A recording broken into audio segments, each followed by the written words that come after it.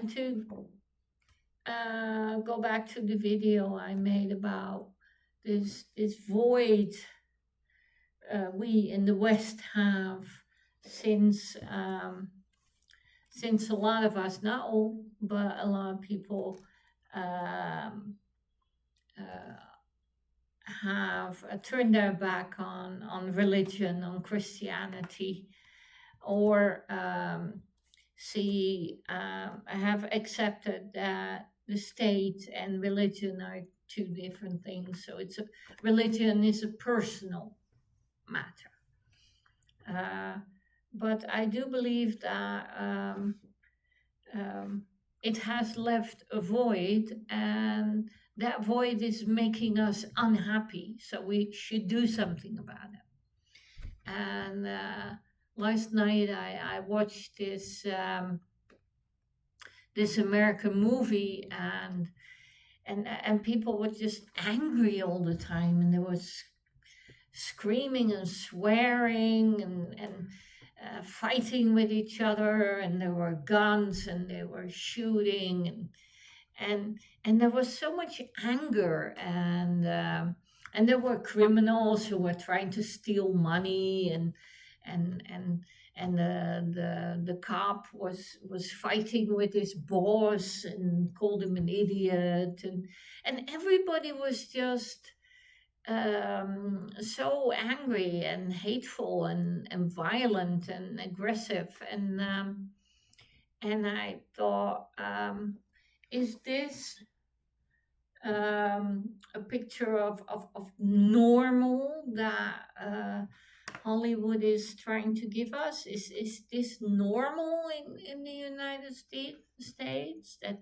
you know, I watch the news, and then there are people shooting up offices, schools, people fighting in the streets, getting in a fight while they're waiting in line, and it just seems that people are so angry all the time, and and um, and they're pretty obsessed with money, especially in the United States. And I'm from Europe, so um, and I thought, why are people so angry and violent? And I thought that's because there's this void. And when I look at them, these adults, they're basically acting like 3 or 4 year olds, like toddlers. I want an ice cream. It's just, I want it and I want it now. And it just, I they made the impression on me of growing old but not growing up. And if I look at developmental psychology, in puberty, you need to learn to handle your emotions and not be led by your emotions, but control your emotions, so you decide what you're going to say or do, and not fleeting emotions and anger and aggression and frustration, and that you're the boss and you control your emotions. And when I looked at this movie, and the people were just acting as if there was no brake on this car, it's just hurtling on highways, screaming, "Get out of the way! I want!" And so it looked like uh, people who had not gone through puberty and were just totally without brakes, or totally clueless and without borders or restraints, just having all their emotions out there. And I thought, well, I think a lot of people need to grow up. And I think a lot of people need to go through puberty and learn to handle themselves and others, and to be civilized and peaceful, and be able to have a civilized adult conversation when they have a conflict with somebody else, when they want something and somebody else wants the same thing, that they can have an adult rational discussion about sharing, instead of two people, pulling their guns and screaming and I want it, and killing each other. And I think that the least that Christianity did for Western civilization is give us some uh, um, semblance of a civilized society, where you just couldn't go around do whatever you wanted. You had to. There was some rules in society, and you had to abide by them. And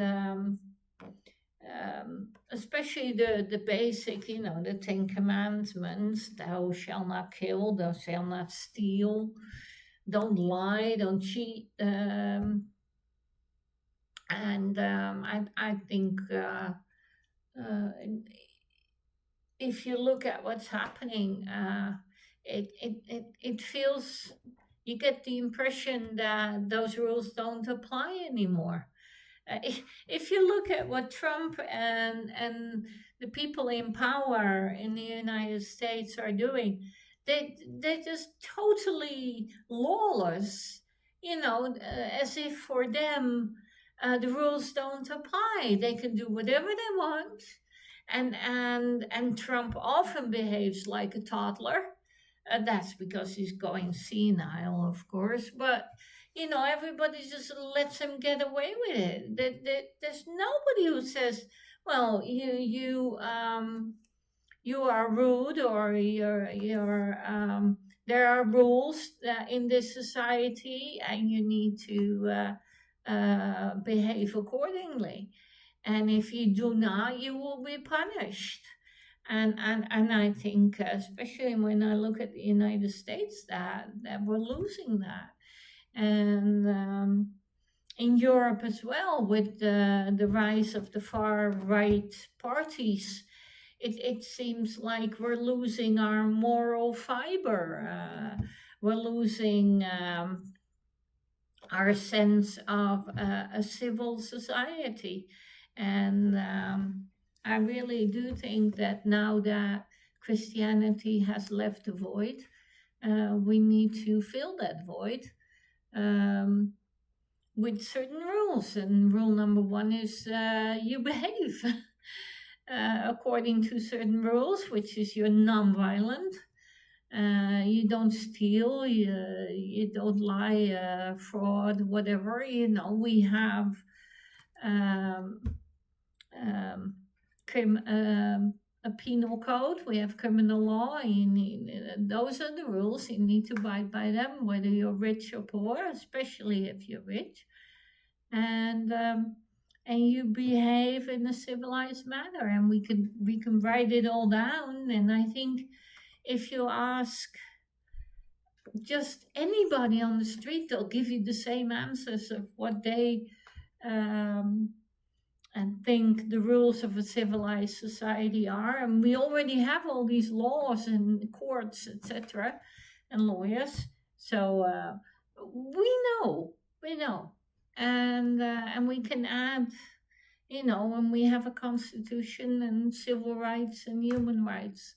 So we know what the rules are. And I think what is missing right now is that we're not holding each other to these rules, especially the people at the top, or with power, or with money.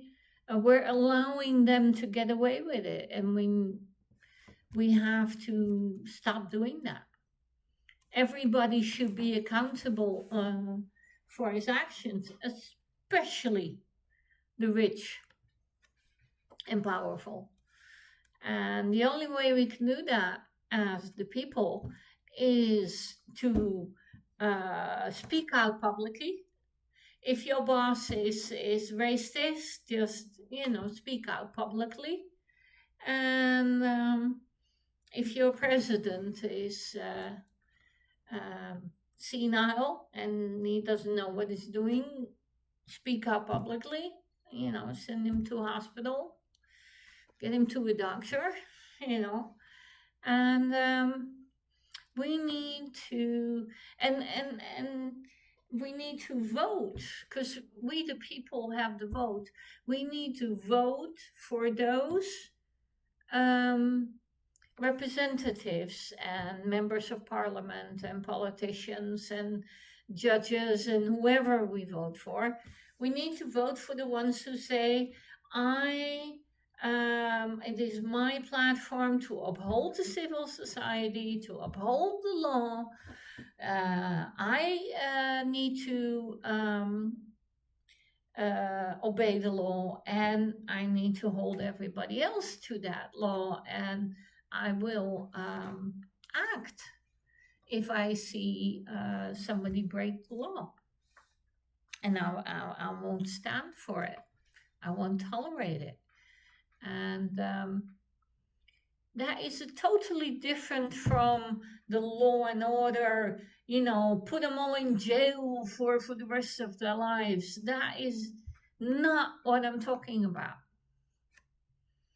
Because the only people who are in jail are crazy, poor, and disenfranchised. That is not justice.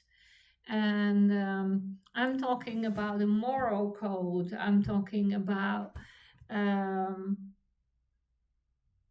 what we consider to be a civil, intelligent, civilized society where human and civil rights are upheld.